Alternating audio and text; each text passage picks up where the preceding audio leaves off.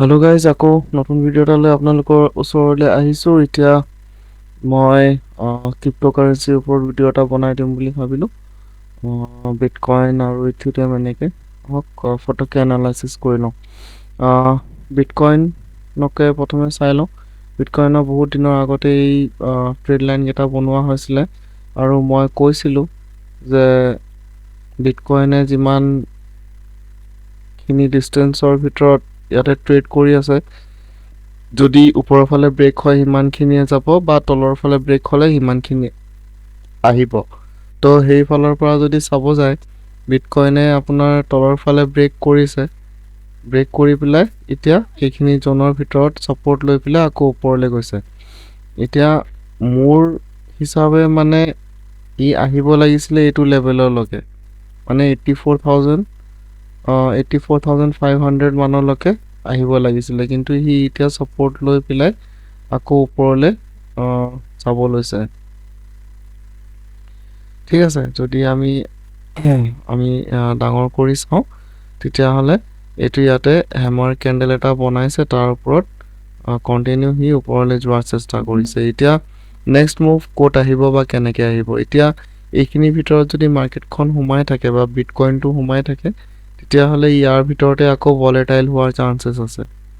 ঠিক আছে, এনেকৈ ভলেটাইল হোৱাৰ চান্সেছ আছে। এতিয়া আমি যদি ওপৰৰ এইটো লেভেল আৰু তলৰ এইটো লেভেল যদি শ্বৰ্ট কৰি দিওঁ, তেতিয়াহ'লে প্ৰফিট অহাৰ আমি সুযোগ পাম।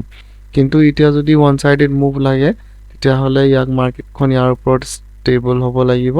তাৰপাছত যদি ওপৰৰ ফালে ব্ৰেক কৰি পেলাই যায়, তেতিয়াহ'লে আকৌ আমি নতুন এটা হাই এটা দেখা পাম। তেনেকৈ আপোনাৰ এইটো লেভেল আকৌ আহি যাব পাৰে 1 লাখৰ। ঠিক আছে, আৰু যদি তলৰ ফালে ব্ৰেক কৰে, তলৰ যদি এইটো ছাপৰ্ট ব্ৰেক কৰে, তেতিয়াহ'লে আকৌ এইটো লেভেললৈকে অহাৰ চান্সেছ আছে বিটকইন। ঠিক আছে, তো তেনেকৈ যদি আমি ইথিৰিয়াম চাওঁ, মাৰ্কেটত আপোনাৰ এইটো লেভেলৰ পৰা এইটো ছাপৰ্ট জ'নৰ পৰা ব্ৰেক হ'ল আৰু তললৈ আহি আছে। এতিয়া আপোনালোকে দেখা পাইছে এই লেভেলটো, আপোনালোকে যদি মন কৰে, হ'ব 1 মিনিট, মই টাইম ফ্ৰেমটো বঢ়াই দি আছোঁ। যদি আপোনাৰ হেৰি কৰোঁ, এতিয়া চাওক ডেইলি টাইম ফ্ৰেমত দেখা পাই আছে আপোনালোকে মাৰ্কেটখন বহুতবাৰ এইটো লেভেলত আপোনাৰ ছাপৰ্ট লৈছে, হয়, আৰু মাৰ্কেটখন এতিয়া ইয়াতেই আছে। কেনেবাকৈ যদি এই মাৰ্কেটখন ইয়াতে আহি যায়, এইটো যদি ব্ৰেক কৰিব লগা হয়, তেতিয়াহ'লে সি আৰু বহুত তললৈকে আহি যাব পাৰে। এতিয়া তলৰ ফালে ছাপৰ্টৰ সেইটো লেভেলটো আমি গম পোৱা নাই, কিন্তু যদি এইটো লেভেলৰ পৰাও প্ৰেডিক্ট কৰে, তেতিয়াহ'লে এইখিনি মানলৈকে আকৌ 1600 মানৰ লেভেল আমি ইথিৰিয়ামত দেখা পাব পাৰোঁ। ঠিক আছে, চ' এইটো ব্ৰেক যাতে নহয় সেইটোৱে আমি কামনা কৰিম। যদি ব্ৰেক হয়, তেতিয়াহ'লে আকৌ নতুন ল' আমি দেখা পাম। আৰু যদি হাই যদি সি এচিভ কৰিব লগা হয়, এটলিষ্ট এই লেভেলটো ক্ৰছ কৰিব লাগিব, য'ৰ পৰা মাৰ্কেটখন তলৰ ফালে পৰিছিলে। যিহেতু বহুত দেৰি ইয়াতে হোল্ড কৰিছিলে, ইয়াতে ডেফিনেটলি বায়াৰ্ছ থাকিব, তো এই লেভেলটো ক্ৰছ কৰিব লাগিব। তেতিয়াহ'লে সি আকৌ 3300ৰ লেভেলটো আমি দেখা পাম।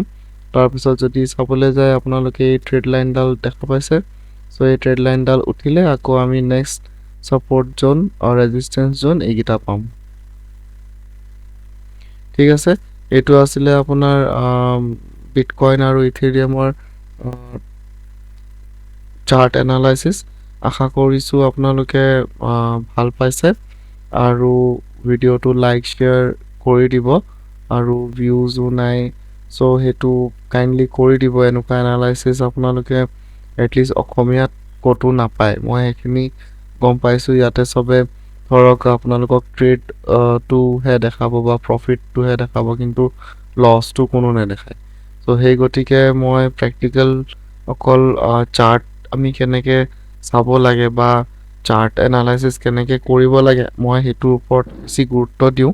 কাৰণ সেইটো যেতিয়া আপোনালোকে পাৰিব তো ডেফিনেটলি আপোনালোকে মাৰ্কেটখনত যিকোনো ছেগমেণ্টতে হওক আপোনালোকে ট্ৰেড কৰিব পাৰিব ঠিক আছে চ' সেইকাৰণে আপোনালোকে যদি ভাল পায় ভিডিঅ'টো লাইক শ্বেয়াৰ এণ্ড কমেণ্ট কৰি দিব আৰু কিবা যদি জানিব লগা থাকিলে কমেণ্ট কৰিব মই আপোনালোকৰ সুবিধাৰ্থে সেই তেনেকৈ ভিডিঅ' বনোৱাৰ চেষ্টা কৰিম চ' এই ভিডিঅ'টো ইয়াতে সামৰিছোঁ গুড নাইট শুভৰাত্ৰি